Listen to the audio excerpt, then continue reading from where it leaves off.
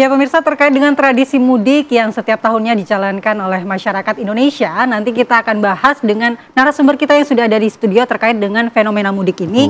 Bagaimana sebenarnya keamanan mudik saat kita berada di jalan, kemudian bagaimana juga mudik tahun ini yang sepertinya lebih menurun dibandingkan tahun lalu. Nah, kita akan bahas dengan narasumber kita yang sudah hadir di studio. Ada Mas Marcel Kurniawan, pakar Sakti Riding. Selamat pagi, Mas Marcel. Pagi, Bang Marcel. Kemudian ada juga Pak Dharma Nintias, pakar transportasi. Selamat pagi, Bapak. Selamat pagi, Andi dan Philip. Alhamdulillah. Sudah mudik, Pak? Besok. Oh, besok. H-1 ya, Pak. Ya. Tapi kalau besok Lebaran gimana? Hari ini kan ini ya sidang isbat juga ya hari ini ya. Belum tentu langsung mudik kayaknya dan meningkat. Tapi Pak, kalau kita kemudian melihat langsung saja fenomena mudik tahun ini sepertinya hype-nya agak menurun begitu. Apa kemudian dari sudut pandang Pak Dharma Nintias yang melihat fenomena mudik di tahun ini, Pak? Ya, kebetulan saya beberapa hari ini ke lapangan dan memang merasakan sekali betapa turunnya minat untuk mudik hari ini. Menurut saya ada dua yang paling pokok.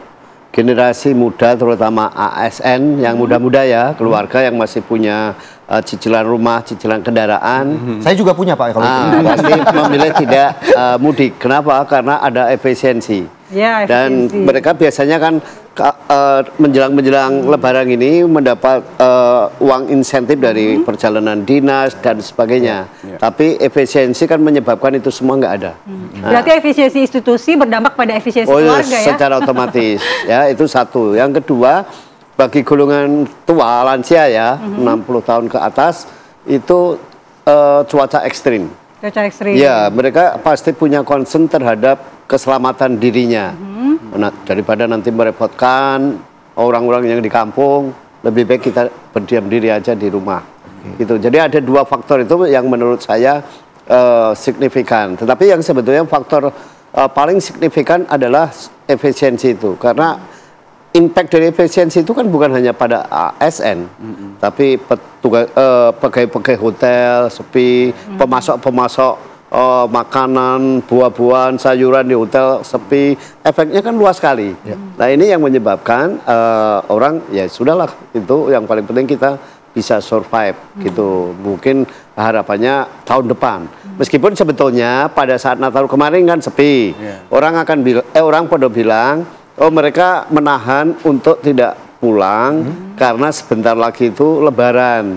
Jadi mereka akan pulang pada saat Lebaran.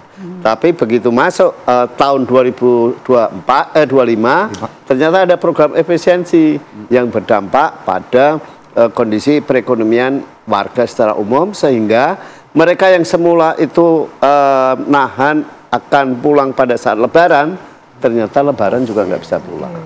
Kita ke Mas Marcel mungkin ya. Mas Marcel, meskipun memang terjadi penurunan, tapi kita lihat di jalanan ini cukup padat ya, terutama kendaraan bermotor ya. Ini pemudik motor di Indonesia memang masih mendominasi. Bagaimana sih Anda melihat fenomena mudik menggunakan motor ini, Mas Marcel? Ya, jadi memang motor itu adalah salah satu moda transportasi yang memang pertama murah, cepat, dan memang dimiliki oleh banyak kalangan di Indonesia. Dan kalau kita lihat ya, dengan kondisi yang seperti Ki Dharma sampaikan tadi, bisa jadi itu salah satu upaya efisiensi. Ya? Betul, ada satu upaya efisiensi yang mereka lakukan dengan, ya mungkin mereka di rumah ada mobil, tapi biar lebih murah nih, mereka naik motor. Namun memang kalau kita lihat kan ya, sekitar kalau nggak salah datanya 66,7% kecelakaan lalu lintas di Indonesia itu gara-gara roda dua ya, ya kan, kecelakaan yang melibatkan roda dua. Nah, resiko kita mudik dengan menggunakan roda dua itu lebih besar daripada roda 4, seperti itu. Karena memang tidak ada proteksi. Kemudian juga saat kita mudik itu membawa barang yang banyak kadang-kadang di depan atau di belakang, dan itu mempengaruhi pada stabilitas pastinya. Stabilitas kendaraan, kemudian juga maneuverability-nya juga pasti akan berkurang, dan itu bisa menyebabkan atau menambah potensi-potensi bahaya atau menambah resiko yang mungkin terjadi sih, seperti itu. Tapi kalau juga kita melihat bagaimana resiko kecelakaan ya, di tahun ini juga angka kecelakaan menurun cukup drastis begitu ya ketimbang di tahun-tahun sebelumnya. Tapi nanti ya kita akan bahas di segmen selanjutnya, tetaplah di Apa Kabar Indonesia Pagi begitu ya. Kembali di Apa Kabar Indonesia Pagi, pemirsa. Langsung saja saya melanjutkan pertanyaan saya tadi ke Bang Marcel ya. Bagaimana kemudian fenomena kecelakaan di tahun ini menurun drastis. Apakah memang sudah banyak pemudik di tahun ini yang sudah melek akan keselamatan berkendara ketika mudik begitu, Bang Marcel? Oke, jadi ada kemungkinan seperti itu, tapi kita belum tahu ya. Nanti kan kita belum selesai nih, karena memang kebanyakan angka kecelakaan itu lebih banyak terjadi saat arus balik. Kenapa? Karena pertama udah stres, uang udah habis, misalnya gitu ya. Pulang balik lagi ke Jakarta dengan kelelahan, ya fatigue. Kemudian juga banyak kondisi-kondisi dia akan menghadapi lagi masalah-masalah di pekerjaan dan lain sebagainya. Jadi secara mental orang yang arus balik itu akan lebih down daripada saat mereka pergi dengan euforia, ketemu keluarga dan lain sebagainya. Nah, di situ kecelakaan akan lebih tinggi. Biasanya seperti itu, lewat data seperti itu. Nah, cuma kalau kita lihat sekarang infrastruktur juga sangat mendukung, ya. Jadi memang sangat-sangat mungkin untuk menurunkan potensi laka, dan juga dengan kondisi yang tadi Ki Dharma katakan bahwa ini menurun drastis, kecelakaan akibat fatigue, kelelahan itu pasti berkurang. Namun ada potensi bahaya yang besar juga karena sekarang ramai lancar, ya. Potensinya adalah kecelakaan akibat overspeed. Ngebut begitu ya. Karena kalau kita ngebut itu ya saat kita kecepatan bertambah, jarak henti untuk kita berhenti juga akan bertambah. Dan akhirnya bisa menyebabkan kalau mereka nggak pintar untuk jaga jarak aman, terus tetap fokus gitu ya, managing lane dengan baik, itu kemungkinan untuk lakanya besar dan kemungkinan kecelakaan tabrakan beruntun itu bisa terjadi. Baik. Mas Marcel dan juga Pak Dharma, kita mau memantau dulu nih di jalur Pantura wilayah Bekasi, ada rekan kami Roy, siapa? Suryo, ada Suryo. Gara-gara tadi sih ngomong Roy Suryo. Jadi mantau teknologi nanti ya. Kita langsung menuju ke Suryo untuk mengetahui bagaimana di jalur Pantura Bekasi saat ini. Silakan Suryo.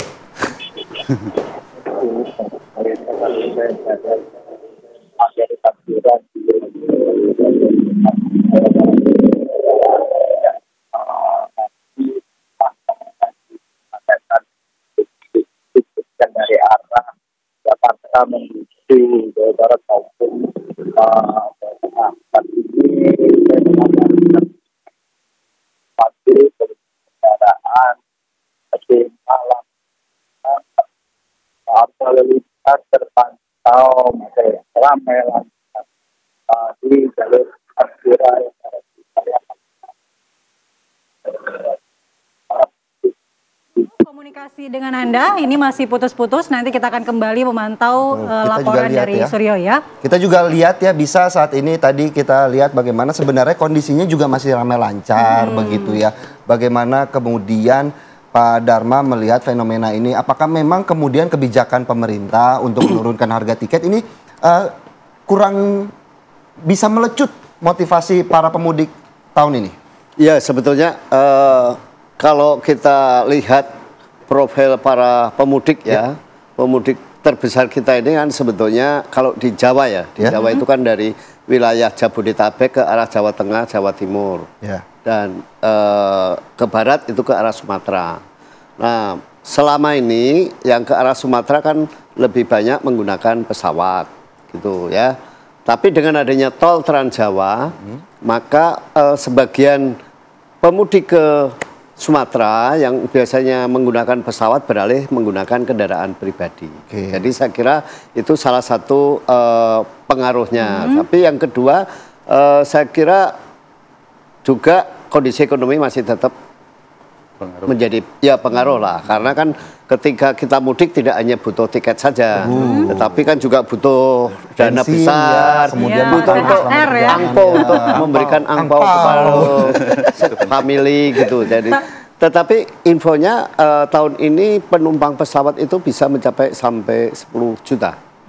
Jadi ini saya kira juga termasuk yang tertinggi selama ini ya. Berarti stimulusnya berfungsi begitu ya Pak ya? Ya bisa juga kalau kita lihat banyaknya penumpang ke arah Surabaya dan Jogja, boleh jadi karena tiket keretanya sudah nggak kebagian, sementara mereka juga nggak nyaman menggunakan kendaraan umum, bis misalnya, lalu mungkin beralih ke pesawat gitu. Jadi itu perkiraan saya ya, tetapi ini saya kira bagus lah. Yang sebetulnya cukup masih menjadi krusial itu adalah angkutan laut. Angkutan laut yang di luar Jawa terutama ya, itu selalu masih kelebihan kapasitas, kelebihan muatan. Jadi kapasitas yang tersedia itu tidak seimbang dengan demand-nya gitu. Nah ini saya kira yang perlu memperoleh perhatian. Itu untuk rute-rute ke arah Indonesia Timur mungkin? Enggak, justru terbalik. Dari Indonesia Timur ke Jawa.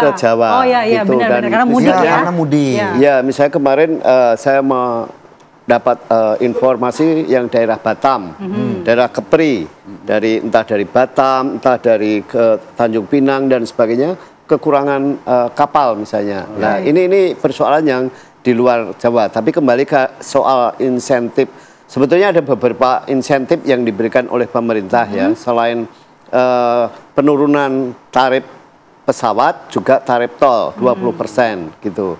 Tetapi kan kita juga bisa melihat meskipun ada penurunan, tidak berarti volume yang lewat tol meningkat begitu tajam. Artinya apa? Bahwa insentif itu menjadi berharga, tetapi tidak sekedar itu yang memicu orang untuk mudik, karena kebutuhan secara total pasti lebih banyak dibandingkan kebutuhan untuk transportnya saja, terutama untuk silaturahmi ke saudara-saudara.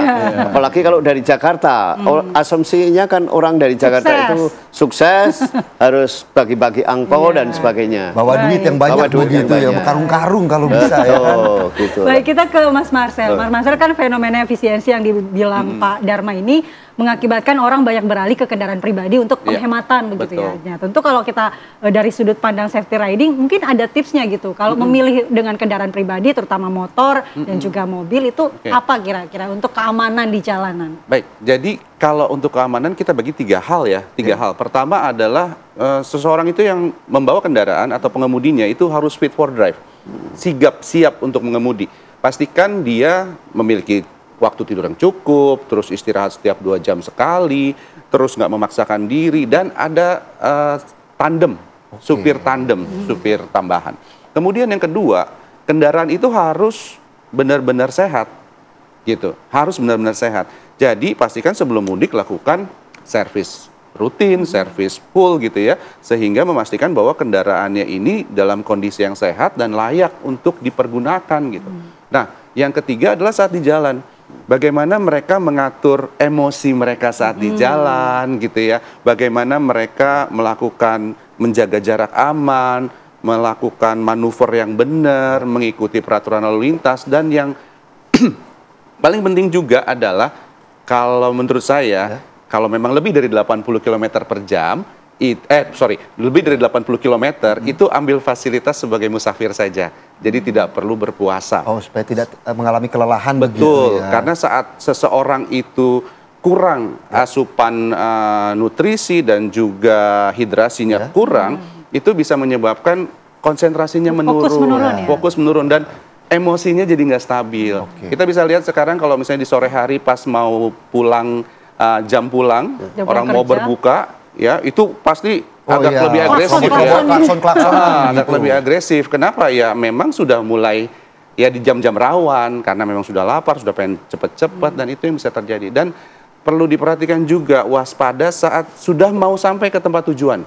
Karena faktanya kecelakaan banyak kejadian itu kurang lebih 3 sampai 5 km sebelum tempat tujuan. Karena di situ kewaspadaan seseorang udah mulai menurun. Pengen buru-buru sampai, pengen cepet-cepet sampai, hype-nya begitu ya. Hype-nya satu itu. Kedua, kewaspadaannya menurun. Gue udah tahu nih daerah sini kayak gimana gitu kan. Ada yang melengos, nah, saat kewaspadaan menurun, resikonya meningkat. Oke, baik. Mungkin Pak Darmaning Tias, harapannya terakhir untuk suasana mudik tahun ini seperti apa, dan semoga juga tidak menurunkan semangat untuk mudik begitu bagi masyarakat Indonesia. Ya, pertama kali kenapa menurun sepeda motor apa itu? Karena memang juga sekarang justru yang paling merasakan dampak dari ekonomi itu adalah kelas menengah ke bawah.